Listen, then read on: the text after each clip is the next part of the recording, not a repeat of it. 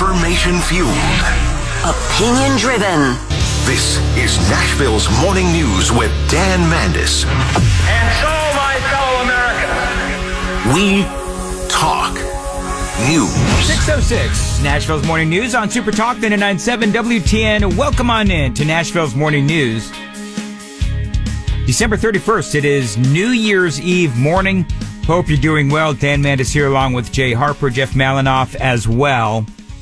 So many great stories to talk about in 2024 as we put it behind us. But no doubt one of the favorites of mine and perhaps yours as well.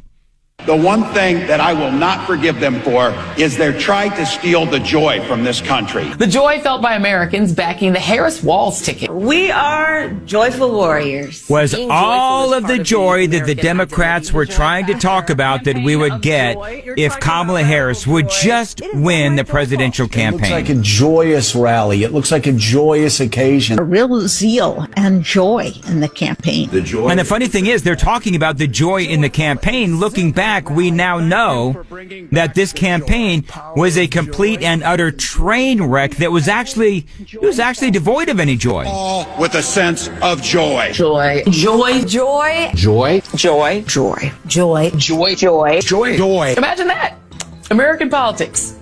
Joyful again.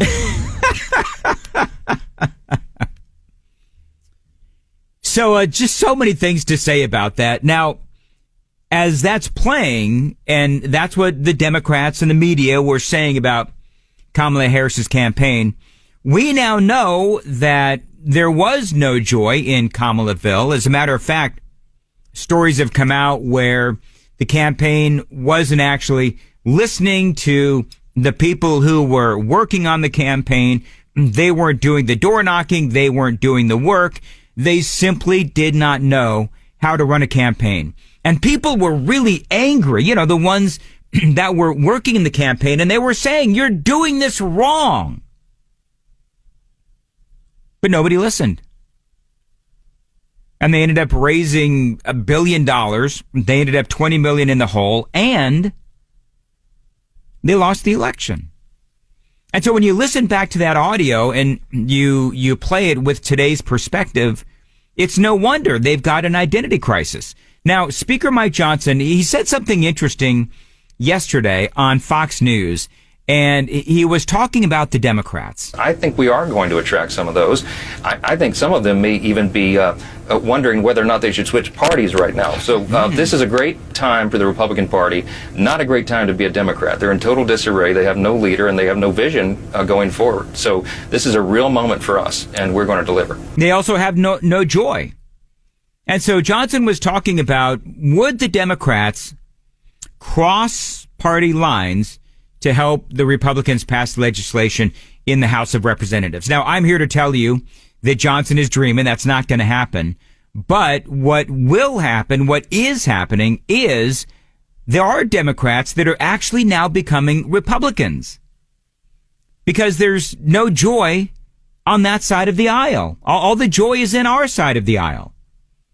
And now we have a second Florida Democrat who has switched to the Republican Party. That's right. Florida State Representative. Her name is Hillary Cassell of, I think it's called Dania Beach, announcing her switch from the Democrat to the Republican Party.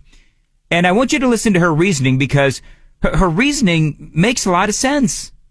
It's a moment that will live with me forever. You know, I joined the Democratic Party with the understanding that this was a big tent that allowed diverse ideas and beliefs. And shortly after October 7th, we were on the floor of the House of Representatives arguing and debating a bill in support of Israel.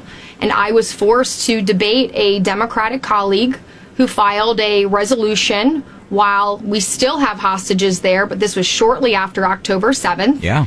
And rather than my colleagues rallying around this issue, which is extremely important not only to myself, my community, America, and democracy as a whole, and ensuring that the Jewish people have a state, I was told that I should have sat down and stayed quiet. I mean, literally, a couple of things. Literally, not everything is cleaned up in Israel, if you know what I mean. And we had people, Democrats in the House of Representatives, that was telling people like Hillary Cassell to shut up and sit down. And we saw that all across the country. And so one of the more horrific stories of 2024 was the clear anti-Semitism that we saw. And former Democrat turned Republican Hillary Cassell, she's talking about that anti-Semitism. I mean, let's be honest. There's a lot of anti-Semites in the Democrat Party who, again, they're anti-Semitic. They can't stand Israel. But the more important part of what she said is that she was told to sit down and shut up. That's the more important part. Now, can you imagine in our party, in the Republican Party, somebody actually saying, sit down and shut up? No, I don't think that happens in our party. I don't. Mike Johnson was being interviewed on Fox News. I played you the audio in the previous hour. And he says, I'm talking to every single one of my critics as he is vying to be Speaker of the House yet again. But it does seem to be a recurring theme, this sit down and shut up on the other side of the aisle. Remember that the Democrats, they were so smug regarding the speaker battle in the last congressional term, or the battle among Republicans over the continuing resolution, or the current fight over H-1B visas. Republicans are trying to work together. Republicans are trying to find solutions. Republicans are trying to be united, not tell each other to sit down and shut up. Now, Bill Clinton said something really interesting. Bill Clinton said something really interesting.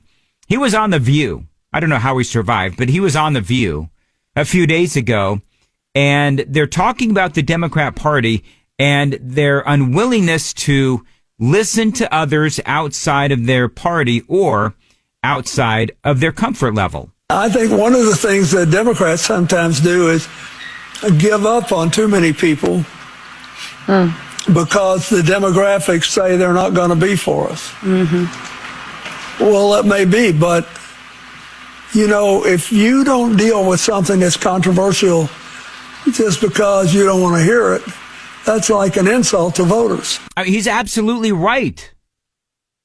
Bill Clinton. I mean, think about this. First of all, you have the Democrats' history of name-calling to ward off actual public discourse and debate. You want protected borders? You're racist. You want school choice? You're racist. It is, as I've been saying, a trick as old as politics itself. But they also tend to, as the Democrats do, as Clinton just said, to give up on certain groups of people.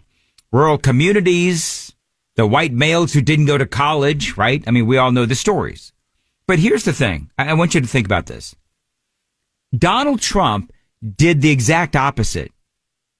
Donald Trump went into those communities. He worked at a McDonald's. He pulled in with a dump truck after Joe Biden called Trump and his supporters garbage. He went to barbershops. He went into dangerous territory where he knew that he was going to get attacked. And people noticed that. Donald Trump put himself at peril. He put himself in very uncomfortable situations to reach out to the other side of the aisle. Did Kamala do that? No, she didn't do that. Trump went everywhere. He went on CNN, I believe. I know he went on MSNBC. No, he did. He went on CNN. And he went on MSNBC. He went on all of these different networks that most of us would consider the enemy. But he wanted to bring in as many people as possible. And clearly, he succeeded. Got a little bit more straight ahead. 6:15. Time to check the roads on WTN. 6:16, Nashville's Morning News on Super Talk 99.7 WTN. Breezy and, definitely windy. And you said, is it 60 degrees? Jeff, did 51, you say 60? 51. 51 on Super Talk 99.7 WTN. Appreciate you listening. So, talking about the Democrats and how they, simply put, they are in the midst of an identity crisis. And they are losing members, and we all know that they actually lost support in the last presidential election. Talking about Hillary Cassell. Now, Hillary in the Florida state legislature. She was a Democrat, and then she flipped over to the other side of the aisle. And the reason being, and there was a number of different reasons why she turned into a Republican. One of the big ones was because of the fact that the Democrats, they simply can't have a conversation. I think if the party continues their narrative of a lack of self-reflection and a constant blaming the American people for their losses, look, I'm a trial lawyer. I've been trying cases for over 20 years. And when you give a case to a jury and you lose, the answer isn't the jury's fault. You've got to take a look at what your case was and what your presentation was, and the Democratic Party doesn't wish to do that. There's an absolute lack of self-reflection and willingness to look deep into the party's problems to figure out why the American people are not resonating with their message. I mean, absolutely right. There is a story out there today, and I don't have it in front of me, so I'm going to have to paraphrase.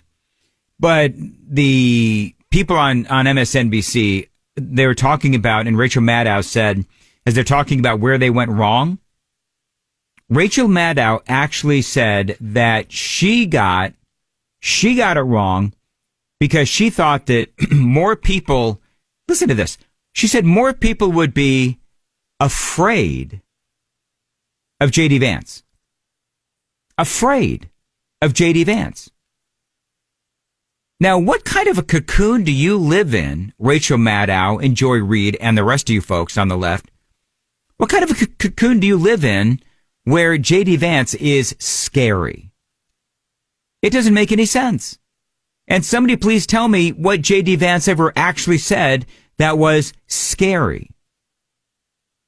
That shows you, and that's what Hillary Cassell is saying, that shows you how completely out of touch the Democrats are. By the way, this marks the second Democratic state lawmaker in Florida to switch political parties this month. Following Tampa Representative Susan Valdez, she made her big change on December 9th. And so there's no doubt, talking about, who has the wider tent, the bigger tent.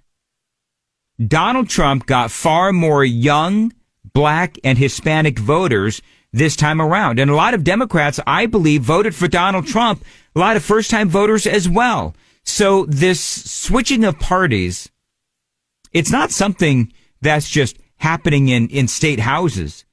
It is happening across America. And I think that's why Donald Trump won. And so one of the big stories of 2024, there's a lot of big stories coming out of 2024. You've got, obviously, the presidential election. You've got all of the failed policies of the Biden administration. Now, the problem and the major story of 2025 is going to be this. Can Donald Trump, will he be able to clean up the absolute mess that Joe Biden left him?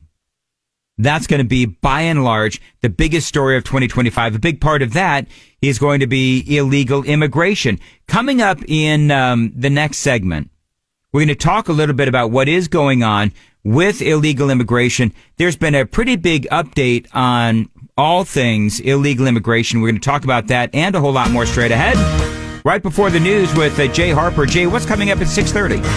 Yes, Dan. Well, Donald Trump in a surprise backing of Mike Johnson for Speaker of the House. You've been discussing that this morning. We'll have more on that. We'll hear from a Tennessee congressman on that issue. And plans are in place for tonight's New Year's Eve celebration in Times Square. Security tight there this evening. We'll have those stories at 6:30 on Super Talk 99.7 WTN.